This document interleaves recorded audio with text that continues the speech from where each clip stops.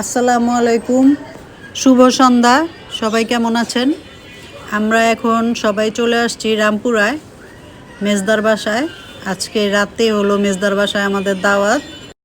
এখন আমরা সবাই সন্ধ্যার নাস্তা করছি। এই যে ভাবি হলো রোস্ট রান্না করছে, তারপরে এই যে গরুর মাংস রান্না করছে।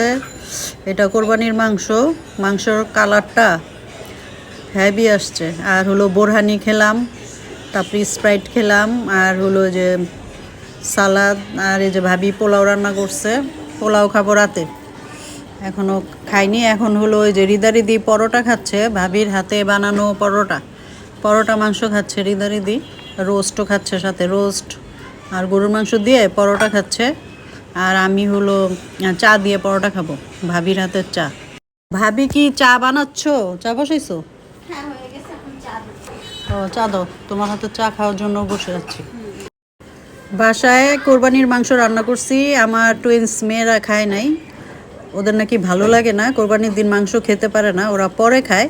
কিন্তু আজকে মামার বাসায় এসে মামির হাতের মাংস তো অনেক মজা করে খাচ্ছে।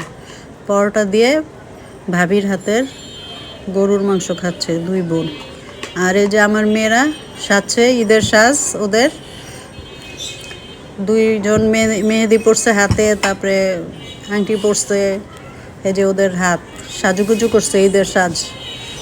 দুই বোন মাশাল্লাহ অনেক সুন্দর করে সাজছে। এখন আমার মেয়েরা বড় হয়ে গেছে, নিজেই সাজতে পারে। এই যে আরেকজন, দুজনে অনেকগুলা করে আংটি পরছে হাতে। আর এই যে ভাবি সেমাই নিয়ে আসছে, সেমাই ফ্রিজ থেকে আনছে, ঠান্ডা সেমাই খাবো এখন। সেমাই খেয়ে তারপরে চা খাবো। অনেক দিন পর বাবার বাড়িতে আসলাম, খুব ভালো লাগছে। চায়ের কথা বলতে বলতে চা চলে আসছে। এই যে ভাবি হলো এখানে চায়ের দোকান দিয়ে বসছে, চা সেল করে। এখন হলো এই যে চা আর পরোটা খাবো। আমি একটু অসুস্থ, আমার গলাটা বসে গেছে, কেউ কিছু মনে করবে না, গলার টোন চেঞ্জ। এটা কিন্তু আমি, আবার ভাইবেন না অন্য কেউ ভয়েস দিছে। ভাই, আমি একটু অসুস্থ তো, গলাটা একটু ভারী ভারী। সবাই ভালো থাকবেন, আল্লাহ হাফেজ।